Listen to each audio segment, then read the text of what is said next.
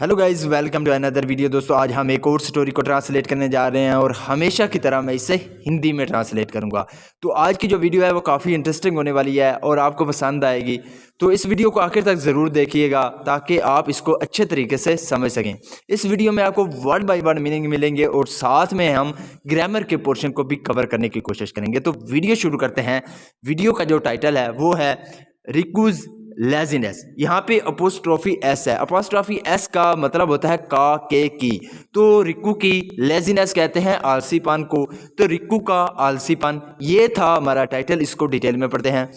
रिक्कू was a lazy rabbit. Lazy कहते हैं आलसी को, तो आलसी या ढीला, रैबिट कहते हैं खरगोश को। तो क्या हुआ इसका मतलब, रिक्कू वाज आ लेजी रैबिट। तो रिक्कू एक आलसी रैबिट था यानी कि खरगोश था। He never did any work. He never, उसने कभी नहीं, डिड किया, एनी वर्क, कोई भी काम। तो इसका क्या मतलब हुआ, he never did any work, उसने कोई काम नहीं किया या वो कोई काम नहीं करता था, ये भी इसका मतलब हो सकता है। He walked and hopped slowly. यहाँ पे सेकंड फॉर्म है वॉकड, वॉक की, वॉकड, तो जिसका मतलब होता है चलना। तो दोस्तों, जो हमारी स्टोरीज होती हैं वो मोस्टली क्या होती हैं, सिंपल पास्ट में होती हैं, इसलिए सेकंड फॉर्म का यूज़ किया जाता है। तो ही वॉकड, वो चलता था, एंड होप्ड, होप्ड का मतलब होता है फुदकना, और फुदकता था स्लोवली यानी कि आहिस्ता आहिस्ता। तो इसका क्या मतलब है, he walked and hopped slowly यानी कि वो आहिस्ता आहिस्ता चलता और फुदकता था। He was always late. He वो वॉज ऑलवेज लेट, वो हमेशा क्या होता था, लेट होता था, एवरीवेयर, हर जगह। बिकॉज, क्योंकि he was slow and lazy, क्योंकि वो क्या था, स्लो था और क्या था, लेजी था, यानी कि आलसी था और ढीला था।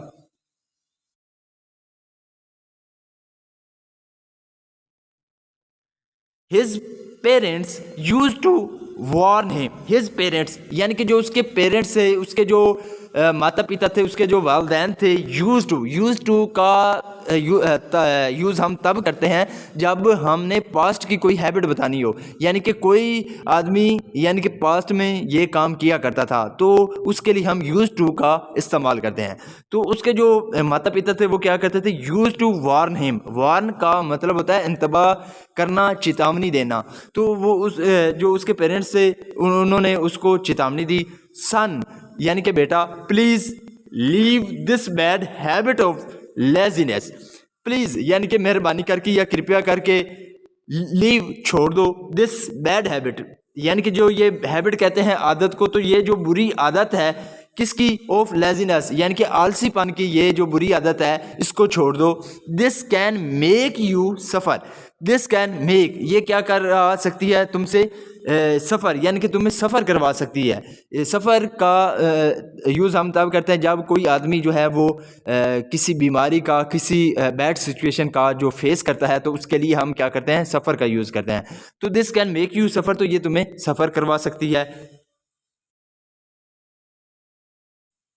वन डे, एक दिन, Riku was lying under a shade tree.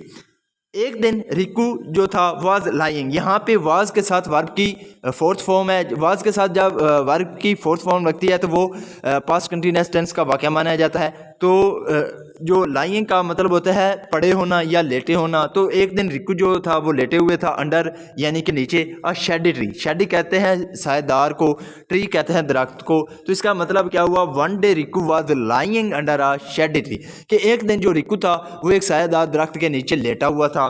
Some of the rabbits यानी कि कुछ जो खरगोश थे, वर प्लेइंग, यहाँ पे जो है वर लगा है, यहाँ पे रैबिट्स है, that's why here you can see where. यहाँ पे रिकू था यानी कि वो एक सिंगुलर नॉन था, इसलिए क्या था, वाज का यूज़ किया गया है। यहाँ पे प्लूरल है तो वर का यूज़ किया गया है। तो रैबिट्स वो क्या थे, वर प्लेइंग। तो ये भी क्या है, पास्ट कंटिन्यूअस टेंस का वाक़या है। तो वो खेल रहे थे नियर बाई। नियर बाई का सेंस होता है पास में। तो इसका क्या मतलब हुआ, some of the rabbits were playing nearby, यानी कि जो कुछ खरगोश थे वो साथ में खेल रहे थे। जस्ट देन, जस्ट देन का मतलब होता है तभी ही, यानी कि उसी वक्त। एन अदर रैबिट यानी कि एक दूसरा रैबिट यानी कि दूसरा खरगोश, नेम्ड टिक्कू। नेम्ड का मतलब होता है नामक का यानी कि उस नाम का टिक्कू नाम का जो खरगोश था वो तभी यानी कि वो क्या हुआ, केम रनिंग, कम की सेकंड फॉर्म है केम, तो वो आया रनिंग भागते हुए एंड सेड और कहा। तो यहाँ पे क्या मतलब हुआ, जस्ट देन तभी another rabbit name Tikku यानी कि टिक्कू नाम का जो खरगोश था वो क्या हुआ, केम रनिंग, वो भागते हुआ आया एंड सेड और कहा फ्रेंड्स यानी कि दोस्तों रन अवे, भाग जाओ। रन अवे का मतलब होता है भाग जाना।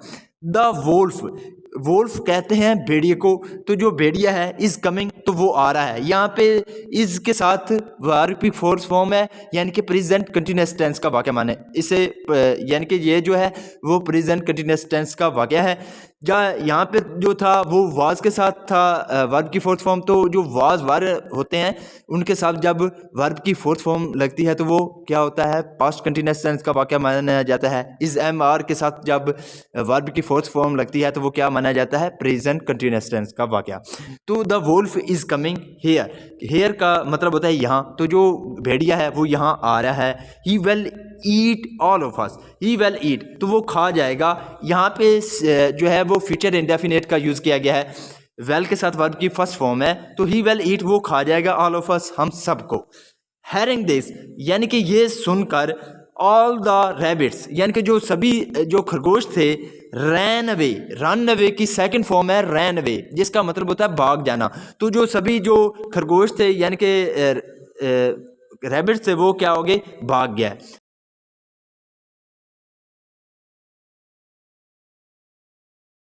बट लेकिन Rikku did not get up, get up का मतलब होता है उठना, तो जो रिक्कू था वो नहीं उठा, बिकॉज का सेंस होता है क्योंकि या के कारण, ऑफ हिज लेजीनेस यानी कि लेजीनेस कहते हैं आलसीपन को, तो इसका क्या मतलब हुआ, but Rikku did not get up because of his laziness यानी कि जो रिक्कू था वो अपने आलसीपन की वजह से नहीं उठा। ही थॉट, थिंक की सेकेंड फॉर्म है थॉट, तो उसने सोचा। The wolf is far away यानी कि जो वोल्फ है भेड़िया है वो क्या है, फार अवे, फार अवे का मतलब होता है दूर, तो जो भेड़िया है वो दूर है। आई कैन स्लीप, स्लीप का मतलब होता है सोना, तो आई कैन स्लीप, कैन का यूज़ हम यानी कि सकता है या सकती ही के सेंस में इसका यूज़ किया जाता है। आई कैन स्लीप, मैं सो सकता हूँ। और लिटल मोर, लिटल मोर का मतलब होता है थोड़ी देर और, तो मैं थोड़ी देर और सो सकता हूँ।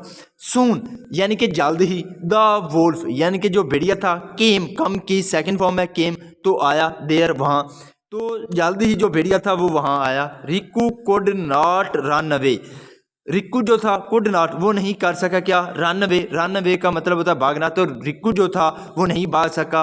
The wolf pounced and killed him, the wolf यानी कि जो भेड़िया था वो क्या हुआ, उसने क्या किया, पहुंच्ड, पहुंच्ड का मतलब होता है झपट्टा मारना, तो उसने झपट्टा मारा।